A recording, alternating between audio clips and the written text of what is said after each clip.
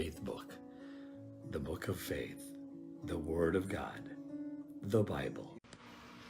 Basahin ko lang po yung verse natin for tonight. John 15:26 to 27. When a counselor comes, the one who I will send to you from the Father, the Spirit of truth who proceeds from the Father, he will testify about me. Verse 27, you also will testify because you have been with me from the beginning. So kung titingnan natin, no, dalawang bagay lang po ang gusto kong pag-usapan natin. Yung una is the role of the Holy Spirit. Kung titingnan nyo po, ang palagi sinasabi ni Jesus, no, palagi niyang dinidescribe ang Holy Spirit as a comforter. Dito sa aking version is a counselor. So comforter siya. Nagbibigay siya ng aliw sa atin, no, kaaliwan. Anong klaseng kaaliwan yung nais na ipabatid ng Panginoon dito? Kasi alam natin, during this time, malapit ang kunin ng Panginoon. So syempre, tayo man din, di ba? Kung malapit na tayong nandun na sa point na yung leader ay maaring mawalan or aalis na, may agam-agam. Merong sitwasyon sa buhay natin na parang paano na susunod? Paano na ako? Paano na yung in this case, paano yung tibay na ng pananampalataya ko? So ano sabi ng Panginoon? I am bringing to you a comforter. Lalo na sa situation nila na pag umalis na si Jesus, grabe na sigurado ang persecution sa kanila.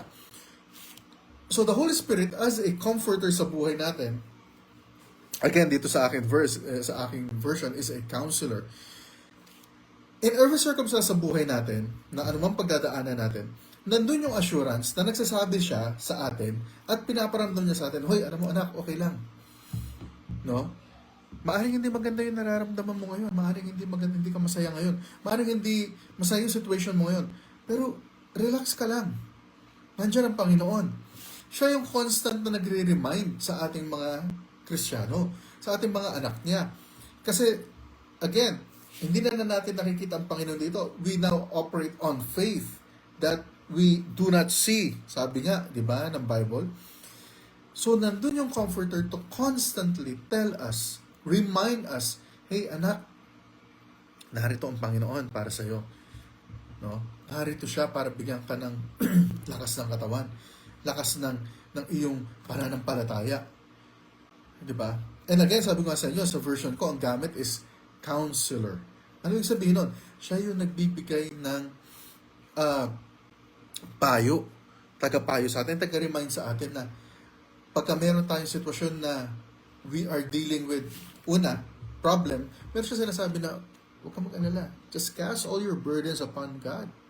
Pangalawa, pagka may problema tayo with sin, siya rin yung nagsasabi sa atin na, huy, hindi tama yan. Di ba? Layuan mo yan. Siya yung nagko-convict sa bagay na yon. And whenever we are doubting, siya yung nagsasabi sa atin na, hey, the Lord is with you. No? Nandiyan palagi ang Panginoon. Sad to say, minsan, we mistook the office of the Holy Spirit na parang, hindi ko alam kung bakit ganun, na parang lesser than the three offices or the personas of Christ, of God. Na parang ang mahalaga lang is yung Father at yung Son. Yung Holy Spirit medyo hindi ganun. Pero mga kapatid, mahalaga ang role ng Holy Spirit, especially during our time today. Sa panahon natin na ito, malaki ang ginagampanan ng Banal na Espiritu sa buhay natin. Kasi siya yung constantly na nagsasabi sa atin, at nagre-remind sa atin, yung situation natin in the sight of God. At siya yung palagi constantly nagre-remind sa atin that there is joy in our salvation. At nagbibigay ng comfort pag tayo ay situations that may bring na parang ang bigat. Una yun. Pangalawa, role of us as disciples. Ano sabi sa verse 27? You also will testify because you have been with me from the beginning. Kanina sabi ko sa inyo, ang role ng Holy Spirit is to convict.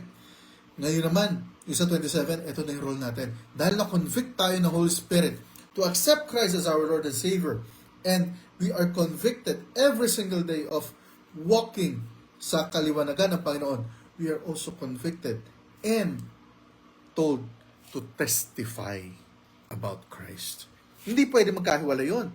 Hindi pwedeng mawala sa Kristiyano yon. Kasi nga, kinoconvict tayo every time ng Holy Spirit. Yung bang nararamdaman mo na pagka, for example, nag-alakad ka kung saan na, sabi niya, bakit parang gusto kong sharean yung tao na yun? Bakit parang meron siyang pinagdadaanan? Ano? Yung conviction na ganon, yung Holy Spirit ang nagsasabi sa iyo, and we are compelled to testify. Because, sabi nga rito, you have been with me from the beginning. Yun yung sinabi ng Panginoon para sa kanyang mga disciples. Pero tayo, sa ngayon, ang beginning natin ay yung simula nung tinanggap mo si Kristo bilang yung Diyos at tagapagligtas, yun yung beginning mo. And because of that beginning, nandun yung desire to share the gospel. Because of the Holy Spirit that gives you that boldness to share. And not just to share the gospel, but to show God's truth to others. Ipakita natin yung pag-ibig at katotohanan ng salita ng Diyos. Yung conviction na yun, hindi dapat secondary lang yun, or hindi yun dapat optional. It is inherent and part of a Christian na ipahayag ang Panginoon. No? May kakilala nga ako, palagi siya may dalang gospel tracts. Hindi ko siya nauubusan. Well, nauubusan siya. Yung time dati na magkasama kami, nauubusan siya kasi nagamit na niya. No, hindi niya in-expect. And we were in a province at that time. So, nauubusan siya, sabi sa akin, Pastor Lim, meron available dyan na yung gospel tracts na ginagamit natin kasi maraming kaming dala rin.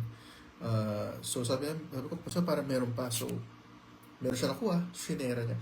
Ganun yung desire sa puso niya na palagi niya gawin. Every single person, kahit sino kanya makaharap, tayo bilang anak ng Diyos should also have that conviction because we know the truth that comes from Christ.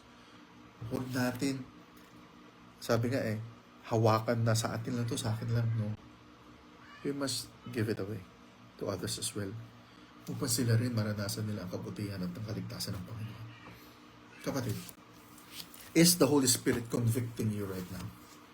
Is it telling you to do what God wants you to do? Kung ganun, dapat sana hindi magkaroon ng struggle, no, sa kalooban mo.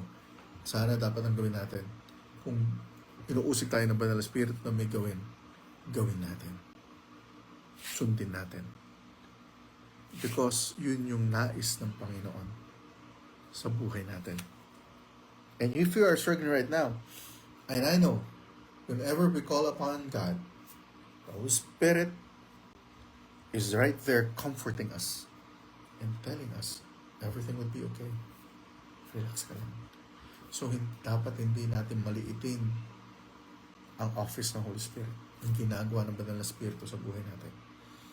Kasi malaki yung ginagawa niya para sa buhay natin. Mga kapatid, let us renew our connection with Christ through the Holy Spirit. Let us renew our faith because of His conviction through the Spirit. And everything would be on the right path. Manalangin po tayo. Dakilan Diyos sa akin dalangin. Pangunahan niyo po ang buhay namin upang tunay ang Banal na Espiritu ay aming maranasan ang comfort na binibigay niya. Gabayan niyo kami, dakilan Diyos. Sa pangalan ni Jesus. Amen at amen. Salamat.